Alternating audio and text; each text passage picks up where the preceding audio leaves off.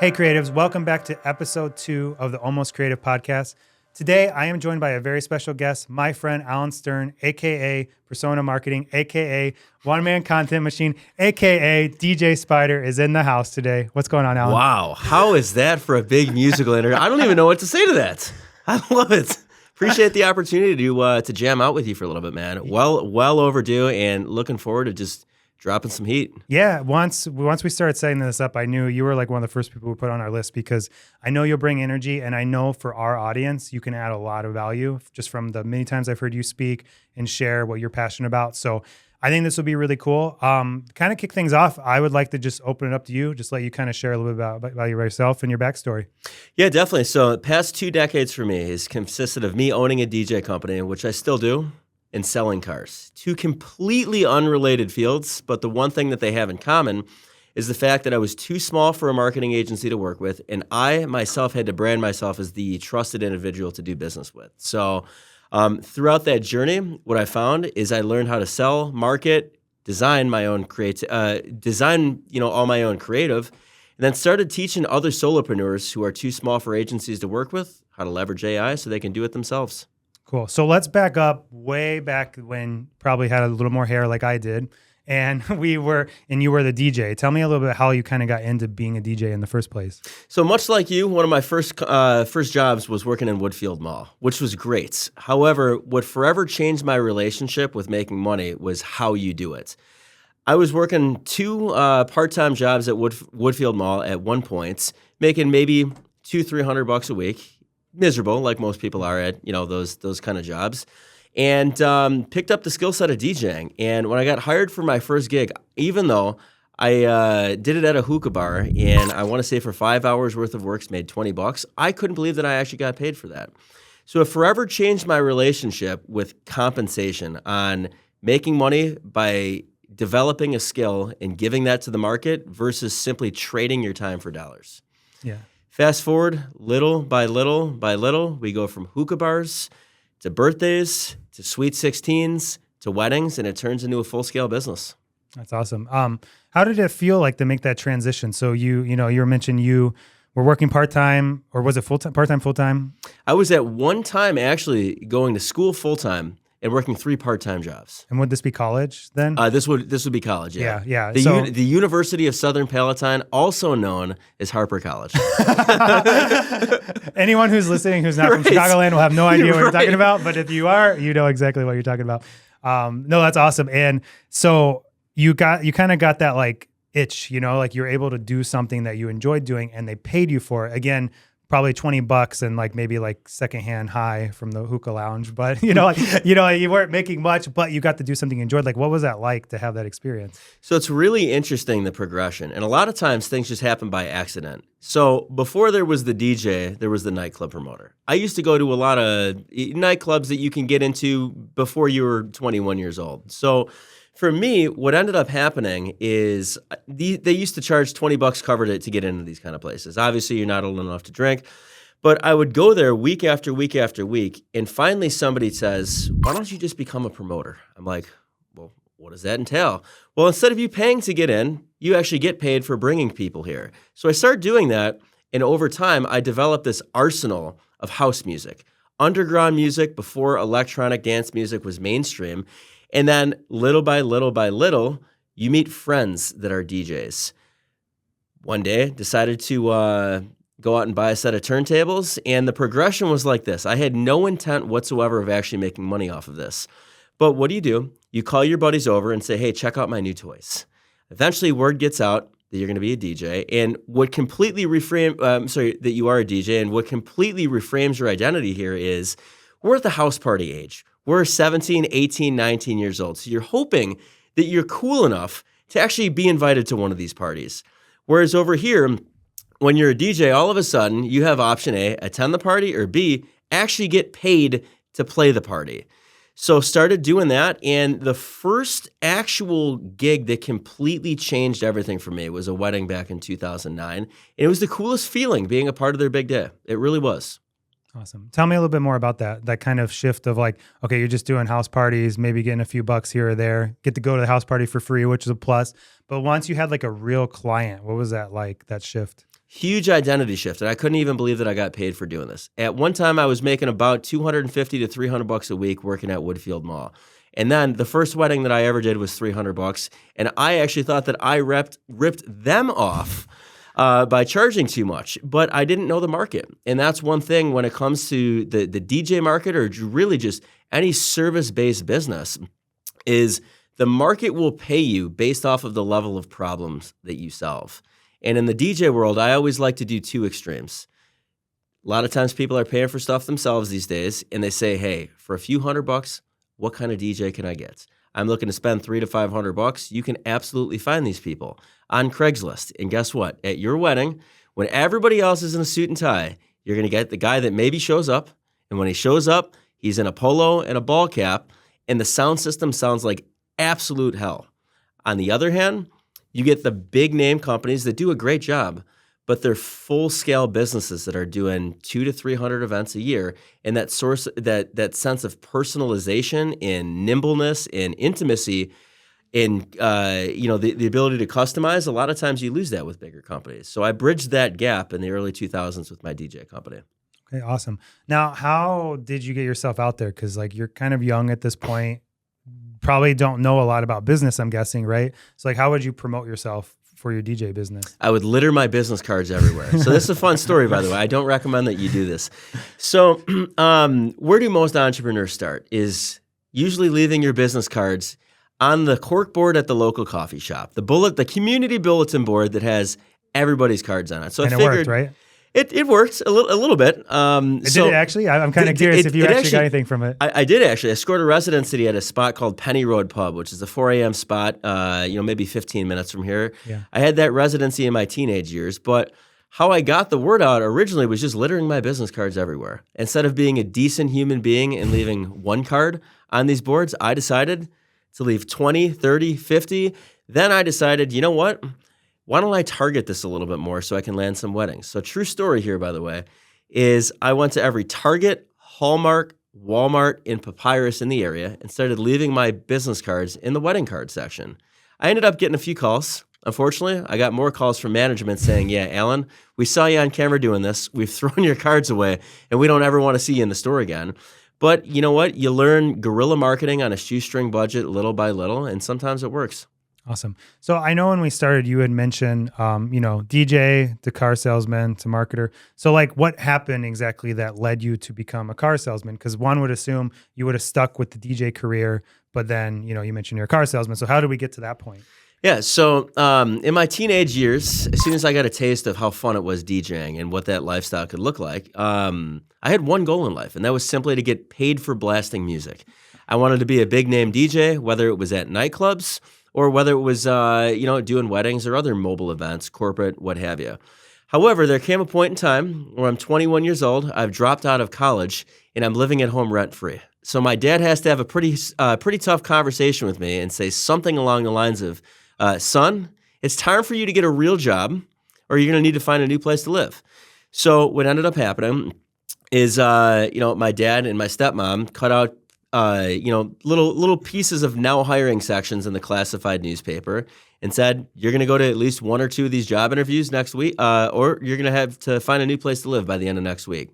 So I found out about a place called Jennings Chevrolet that was hiring in Glenview, and I thought this would come easy.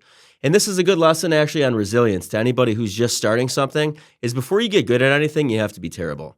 I got hired, and I figured that this would come easy. I worked a few mall jobs in Woodfield, and I grew up playing Gran Turismo, which is a racing video game if you're not familiar with that. So I'm like, this should come easy, right? I sucked so bad at this job, man. I was almost fired multiple times within the first few months. Not for lack of effort, but because nobody ever showed me the ropes. But what's amazing about failure, truly, is you get to collect all of the data in the process. You get to figure out, hey, this works or this doesn't work, and you get to adjust accordingly.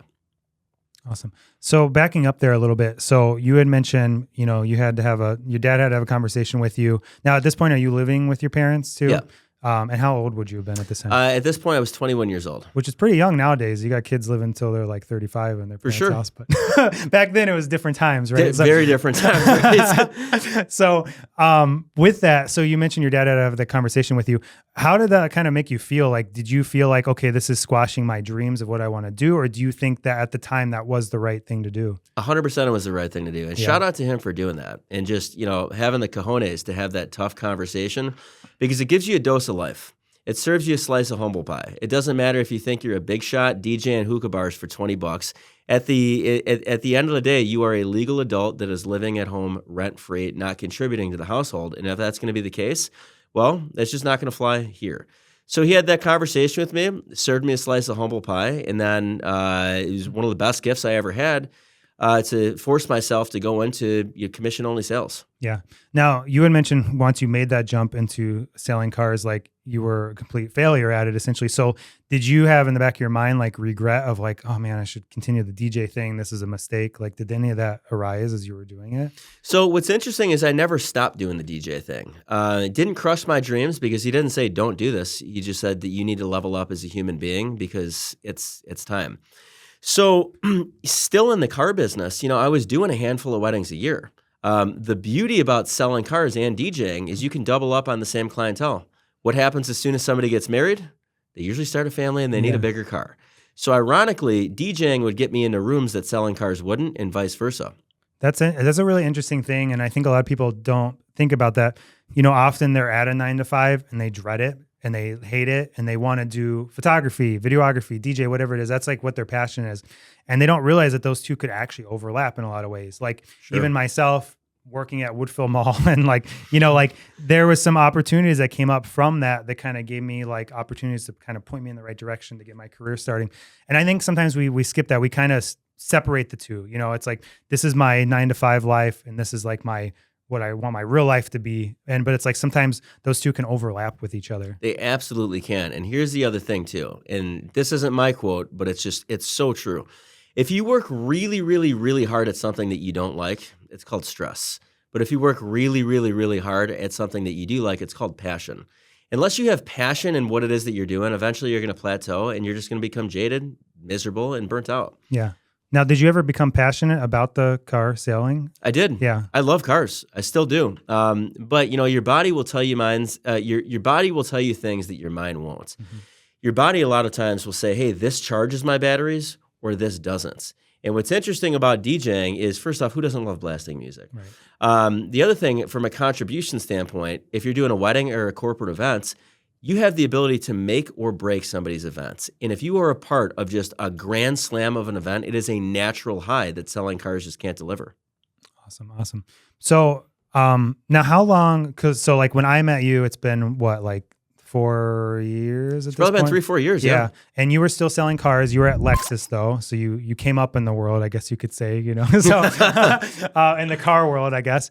And so you were still there. So like at that point, like for example, when I met you, like when did like the shift start to happen where like, okay, you want to start kind of doing your own thing again? Yeah, I'll actually, I'll go a little bit deeper on that too. So here's just a couple life lessons that I learned, amongst this journey is you can spend all of the time in the world getting really, really good at a skill set. In my case, that was DJing.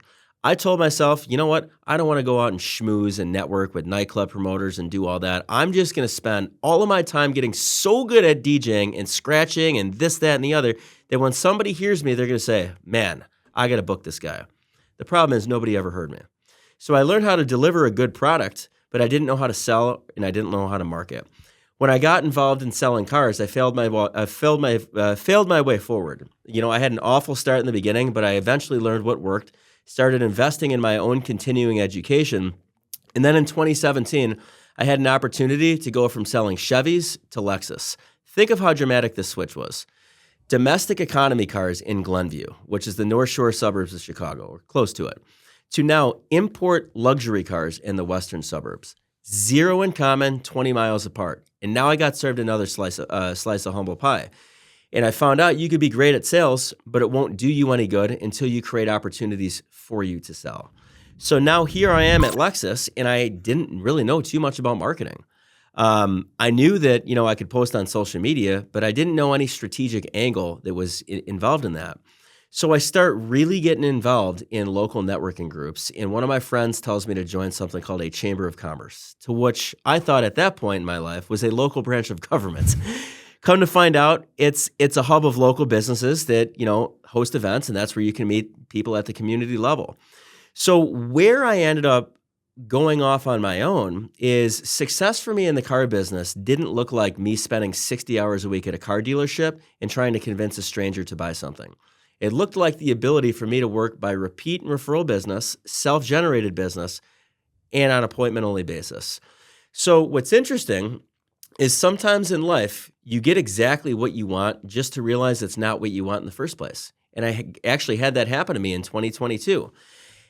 I self-generated all of my own business, but I realized what really, really connected with me was helping people. And when you learn how to sell, market, and you learn how to design, you can write your own paychecks and you can help a lot of people in the process. So under the guise of networking, what I used to do and how everything started for me is instead of going to a networking event and maybe meeting 5 to 7, maybe 10 people at an event, I started doing speaking engagements on topics that would help everybody. In a reference you made earlier, how to become a one-man content machine. And the idea was, here is a skill set that I learned as a result of selling cars, do-it-yourself marketing. By the way, call me if you ever need a new car. And now I'm in front of a room of 50, 70, or 100. Way better use of time, started helping people. And eventually I had people reach out to me and say, hey, can I hire you for consulting? I didn't even know what that looks like. But when you solve problems, opportunities present themselves. Little by little by little, it started happening more frequently. And I was able to take the leap and finally retire from the car business about a year ago. Awesome. And it's exciting because I feel like the buildup, you're always kind of like, I'm going to be leaving. And I'm like, I don't know if he's going to actually leave. And then surely enough, it happened, and now you're doing this full time, which is amazing. So grateful for your support, man. You've seen this thing grow for the past several years. And here's the other thing. Sometimes you have to make a statement out in the public so people hold you accountable. Yeah. You actually filmed one of the events, actually the event that I did that at. I was on stage at Bellworks in front of 150 people, and I said, by the end of the year, I will leave the car business. And I did that intentionally so people would hold me accountable. Yeah, and it happened. You really didn't probably have an option at that point. I didn't. You're being held accountable. You burn the boats, man. And that's a really good point, too, to do that, to kind of publicly state what you want to do. Like if say, like you're working a job and you want to start filming weddings or commercial stuff or whatever it is, like full time, like sometimes you just got to like say it out in the open because now you have people who are going to hold you accountable to that. So that's good. I wanted to hone in on something you were talking about earlier. So you're talking about like you would be at the car dealership and you don't want to spend like 60 hours there trying to convince people. And what's interesting is when I see like other creatives like videographers, photographers, to me, that's how I feel like they use social media in a lot of ways where they're just throwing their work out there and they're hoping that convinces someone. But like, from what I'm gathering from you, like they should really be doing more than just like sharing their work, right?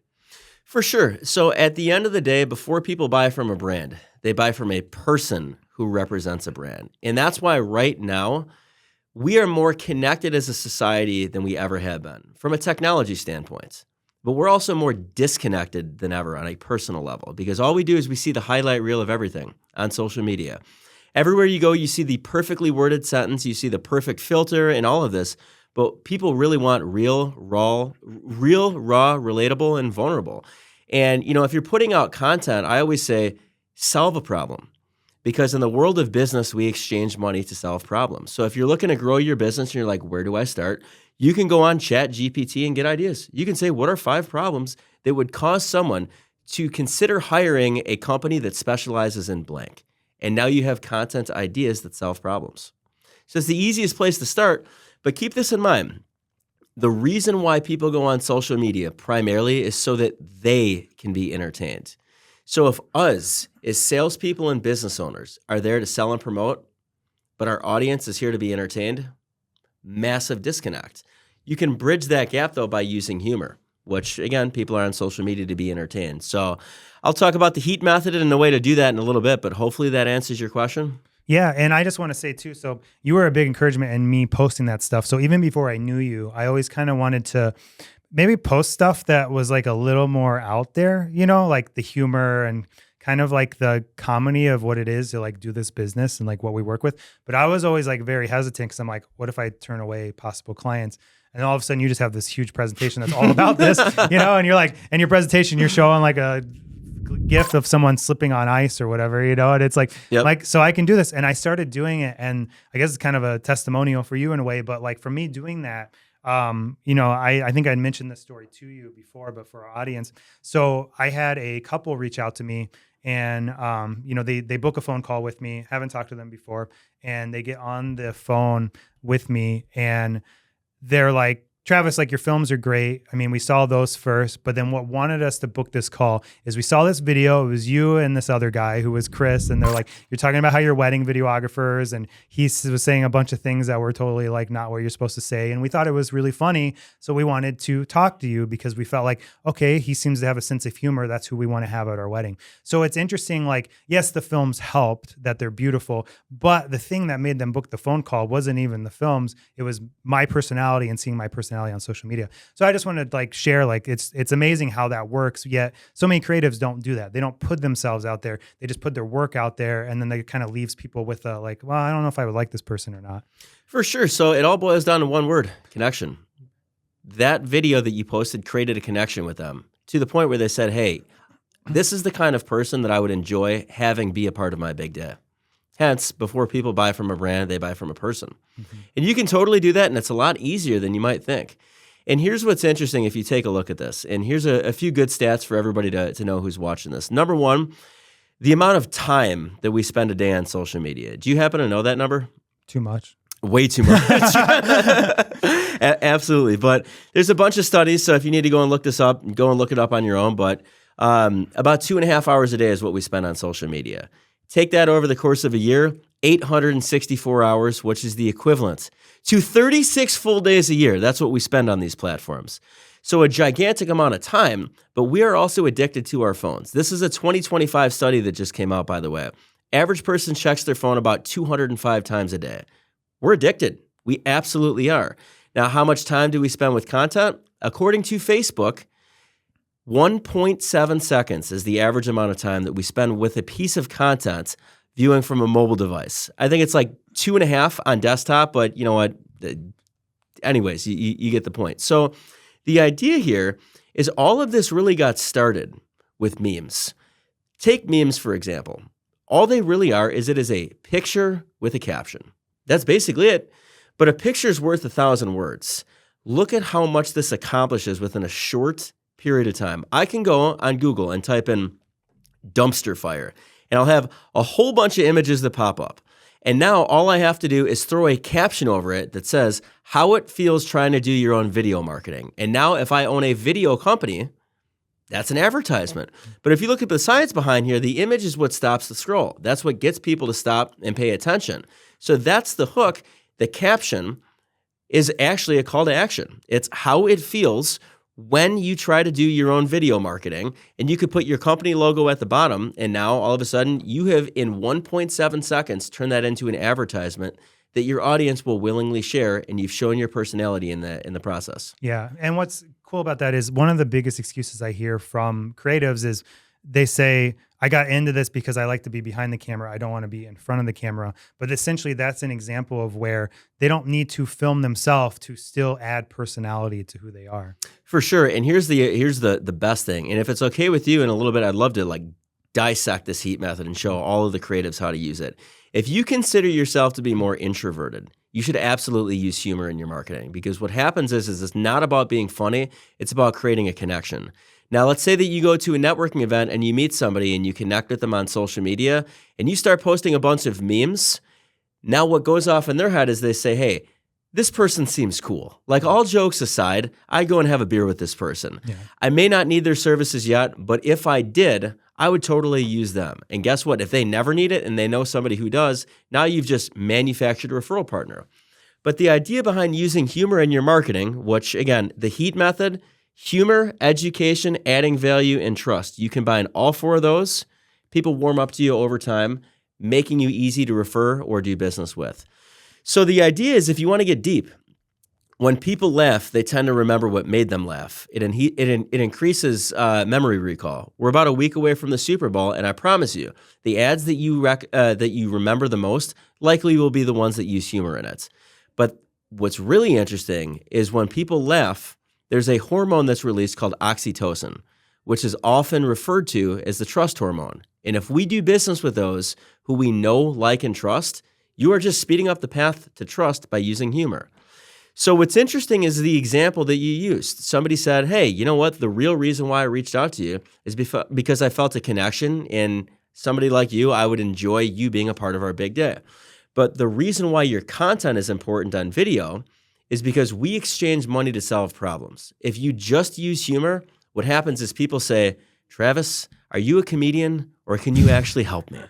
So we have to blend in a little bit of education, or we have to demonstrate how you can help them, because here's what happens. When you sell, you break rapport. But when you educate, you build it. That's not my quote. I got that from a book called Ultimate Sales Machine. But if you think about this, let's use an automotive example. If you don't mind me asking, what kind of car do you drive? Honda CRV. What year? 2018. Awesome. I just want to make sure I didn't offend you. But let's say that you drove a 20-year-old car and it had over 200,000 miles on it, and it was just busted. Everything about it was awful to the point where it's an embarrassment to show up in. Let's say that I knew that, and you and I met for the first time, and I went up to you and I said, hey, Travis, I saw what you pulled up here in. Have you ever thought about getting a new car? You know what? I happen to have a 2:30 appointment at the dealership, and we can test drive and explore your options. You're going to say, this guy's a complete schnook. I would never buy a car from him. But if I used education in my marketing and I said, hey, you know what? I'm Alan. My background's automotive. And by the way, I have this little guide on 5 signs that it might be time to replace your car. There's a calculator at the bottom that says if you have spent over X amount in car repairs this year, you divide it by 12 months, and that's your car payment, and it's above this number, you might actually be better off replacing it. Now I've used education in the marketing, and I've actually demonstrated how I can help you. So you combine that with humor. Your audience says, this person's cool, but all jokes aside, they can actually help me. If you just do those 2 things, I promise you will notice a dramatic spike in your engagements. Awesome. Now, going back to the humor, can you push it too far? You absolutely can. And that's the best part. How far is too far? That's subjective, man. You know Have what? I posted anything too far? You haven't. But I will tell you, the best part about using humor in your marketing is the best stuff that ruffles the most feathers usually doesn't get posted. Those are for the private texts. Yeah. So what's interesting is when you send those to your clients who happen to be on the same page with you or would find that funny, regardless what the sense of humor is, all it does is it increases your rapport with them. It's another touch point. That's something too that, like, you know, we're talking a lot about posting to your public feed, but there is something to using it for follow-up. This is kind of I don't think I've told you this one. Not so much using a meme, but I did use humor to book a client. So we had a commercial client, Turbo is in their name, and they were getting like 5 different bids essentially. And we were the first one to send one. I was the first one on the call. And I text this guy like a few weeks later. I'm like, hey, how's it going? You know, have you got your other bids? He's like, no, we're still waiting. I'm like, well, seeing how Turbo is in your name, I think you should just pick the person who reached out to you first. And then he's like, you know what, let's get on a phone call today. And then they booked that same day. And so there's something like, not even just like using memes, but just talking to people like humans. I think, especially as creatives and introverts, we lose that because we're so used to like letting our work speak for us. And sometimes it's just like having a conversation with someone, adding a little bit of like flavor to it. And now, like, I mean, pretty much what you're saying lines up with that perfectly. He probably had a little chuckle to himself. He's like, yeah, you know what? I trust these guys. But well, look at what you did. You didn't overcome the objection. You bulldozed the objection by using humor. He's like, I respect that. That's cool. Yeah, let's do it. It's amazing. So, and here's another one. And if you're wondering, like, where can I find these? Go to imageflip.com, imgflip.com. It's the largest directory of memes probably on the planet. But there's one that we've all seen, which is the skeleton waiting on a park bench. Yeah. So for me, let's say I was using this in my follow-up and you just weren't getting back to me. I can, do what everybody else does and send the same, hey, just checking in email. Or I can send you a meme with the waiting skeleton on a park bench and throw the caption over it that says, me waiting to hear back from you. I promise if you do that, you will get a response. Might not be a good response, but you'll at least get a response. Yeah, and I think it's knowing how to read them too, because you were mentioning, it's not just humor. There's also entertainment and there's, there's the education. So like if, say, you think maybe this client's not going to receive this well or you're not on that level, like sending them something educational then, like, and not making it salesy, but it's just like, like for example, for me, like I have a speaking thing coming up for like nonprofits. So I'm sharing that with all nonprofits that have been leads in the past few years that did not book. And just like, hey, there's this event going on with other nonprofits. I'm also sharing on video. So it's very low pressure. I don't know if they would receive humor well. So I'm giving them information and education instead as a follow-up tool versus like you were saying, hey, just checking in. Like no one ever reads those, 100%. And that's a perfect segue into the next one too. So here's what you've done. You've actually done two things. When you educate somebody on an event that could potentially benefit them, you also add value, which is the third area of the HEAT method. Now, what's interesting, and I got this from a guy named Alex Hermosi. If you're not following this dude, you absolutely should. One of the biggest marketers in the game. But when you introduce something of value to somebody, they associate that value with you. So you introduce these nonprofits to this event and they create a relationship, you become the source. You can do that with introductions. You can do that with podcasts. You can do that with music. You can do that with craft beer. You can do this with all of your hobbies. And now you are able to stay top of mind in a cool way without spending any money by simply pouring into your clientele and authentically wanting to add value. Because here's the thing. It's 2025 and we live in a world of scams. I don't think there's anybody who's watching this that would debate it. So it's not what you say. It's not even how you say it. It's how your audience feels when they receive the message. And when you solely focus in on adding value versus making a sale, dude, people can feel it. All day they can do that. So I love what you're doing with that. I love where your head's at. Awesome. So you were talking about networking events too. So I kind of want to hone on that because I feel like this episode's becoming a lot of like, this is what I see a lot of creatives do. And this is why like they should not do that. And I think networking is interesting too, because I would say most people, especially like photographers, videographers, do not consider networking as an option at all. Like you mentioned chamber to them, they're like, no way, do you see there being value for someone who's in like a creative business to go to things like chambers and networking events? Massive. Now, I turn it back to you and say, as a creative and as somebody who goes to a lot of networking events, how many creatives do you see that are usually there? Not very many. I'm usually like one of the only videographers. Maybe there is one other, but we're kind of it. And as I think like I'm in a BNI group too, which is a referral group, and we can connect with all the BNIs like worldwide. And there's like 10 videographers total of like the whole world. Yeah, that's like one of the biggest places I get business. So it's like kind of mind blowing they're not there. So yeah, like they're not going there because they don't think there's value there. But would you say there could be value? 100%. So look at it this way. When the majority of the world zigs, there's a huge opportunity to zag. There's always opportunity in the market. You just have to look for it. And I'll give you a car-related example. So if you were to go on Google right now and type in what percentage of the world dislikes buying a car, there was a study that was actually done. 87% of the world dislikes something about buying a car. And I love it. Here's why. If the majority of the world zigs, 87% doesn't like it, and I show you how to be part of that 13% that enjoys it and delivers an experience you will actually brag about, I have a customer for life.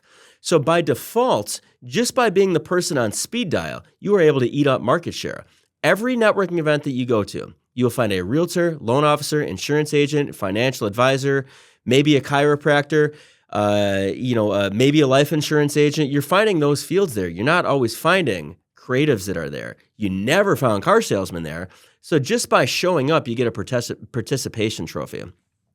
You have the ability to be on speed dial. Now, if you are introverted and you go and you meet these people on social media, you meet them at a networking event, immediately connect with them on social media. Add them on Facebook, Instagram, and LinkedIn. And guess what? When you start posting memes and you make people laugh and you see them at a networking event for the second, third, fourth, fifth time, they start approaching you and engaging. They start saying, hey, Travis, that meme that you posted last week, oh my, I love it. That's great. By the way, we should really grab coffee. I'd love to learn a little bit more about your business. You manufactured a lead out of nowhere simply by making somebody laugh. So if you're like, hey, talking to people is not really my jam, I'm more introverted, I like to kind of, work best when I'm left alone, use humor in your marketing. And if you don't know what you should post, ask ChatGPT for some meme ideas. It will give it to you. Yeah. I think you bring up a crucial step that gets missed with the networking. A lot of people, they go to the networking things, they get some cards, they maybe send an email, and that's kind of where it ends. Whereas what you're mentioning, I think, is a key factor that most people don't do. You're following them immediately on every platform you can find them.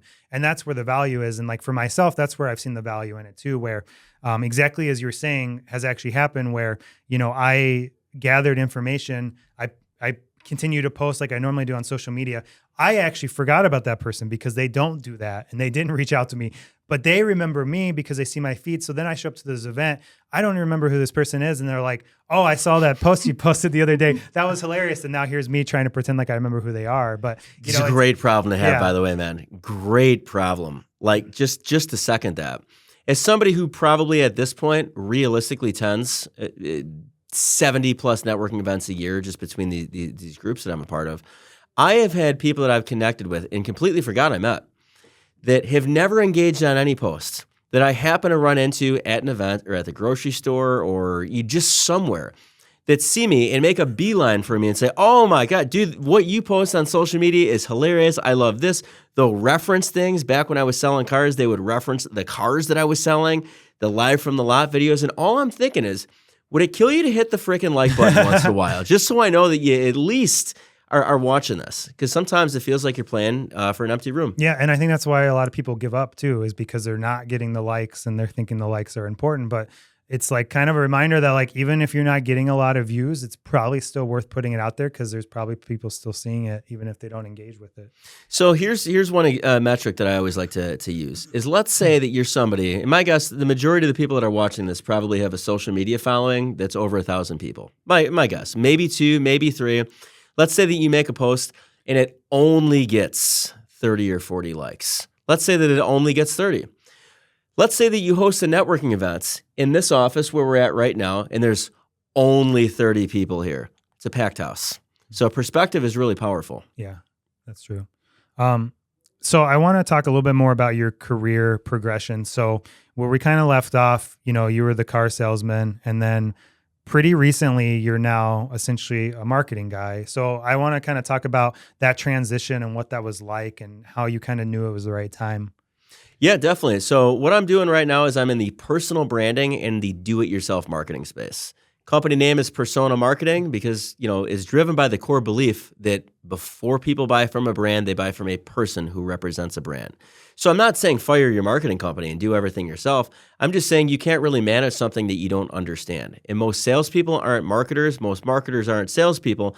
Most salespeople aren't creatives. Most creatives aren't salespeople. So if you can bridge the gap between all of that, what you're really doing is you're teaching somebody how to write their own paychecks. And what I found is just about every marketing agency has a similar message, and that is content is important, but it's exhausting.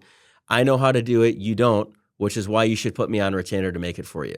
Nothing wrong with that. A lot of great marketing agencies that are out there. So if the whole world zigs and now nobody else is saying, hey, you can do it yourself and here's how, that way you understand it. That way you are able to actually hire an agency and buy back some of your time. I'm a stepping stone and now I have no competition.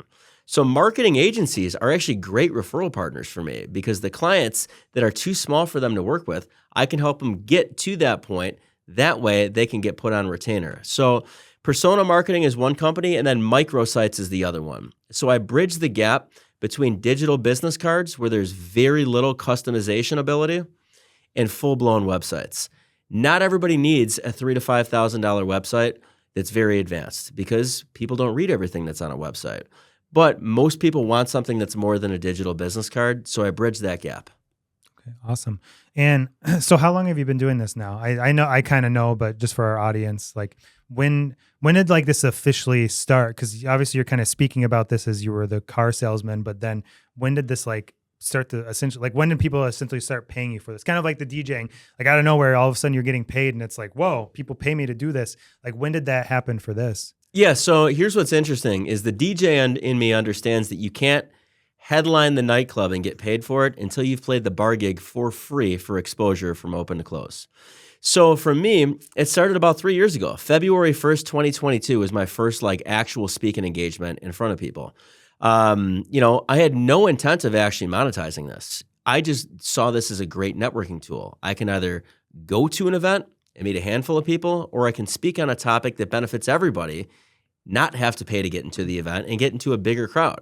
So I didn't really have like a funnel. I didn't really have, a sales process. The idea was to position this in a manner of, here's something that would benefit all of you. I learned this as a result of selling cars. Call me if you need a new car. And now I'm just in front of new audiences.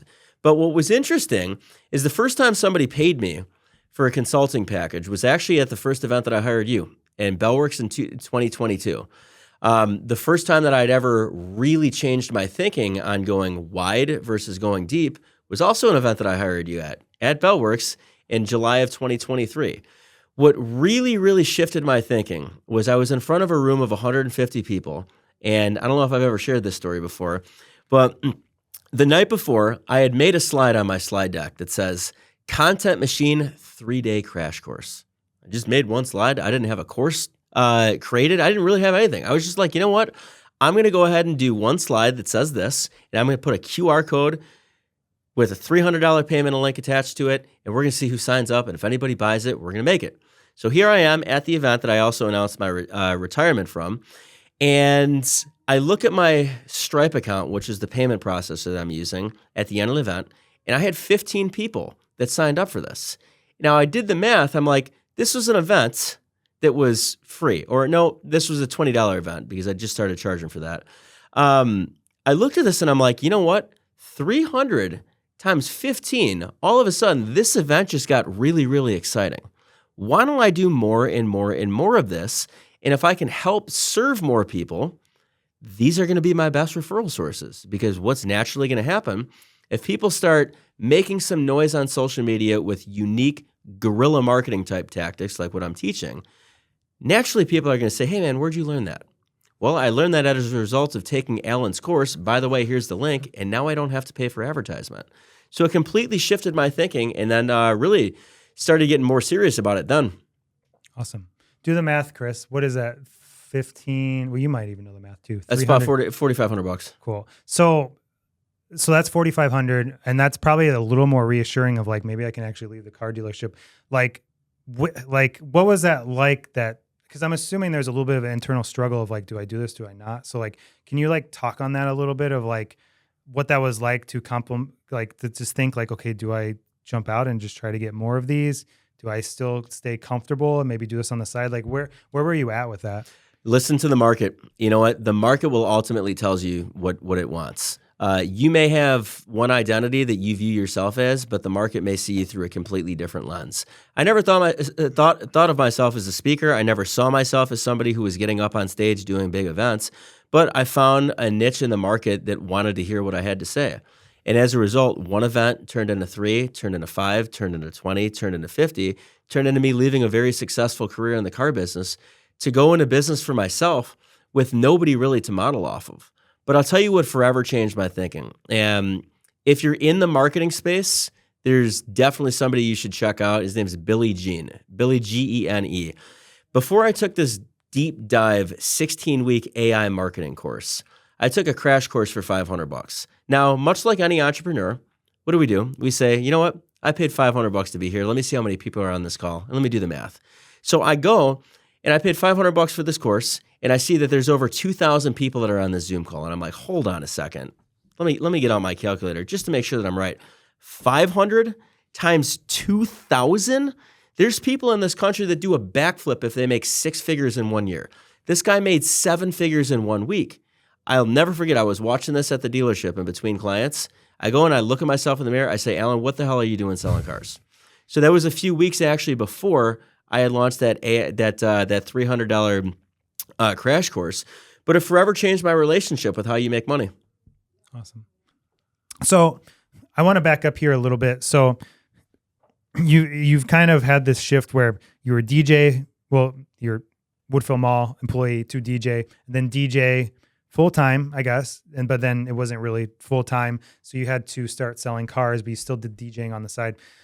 So I wonder, a lot of creatives, what happens is they work this job they don't like. There's something they enjoy doing, which is maybe like taking photos, being a DJ, whatever it is.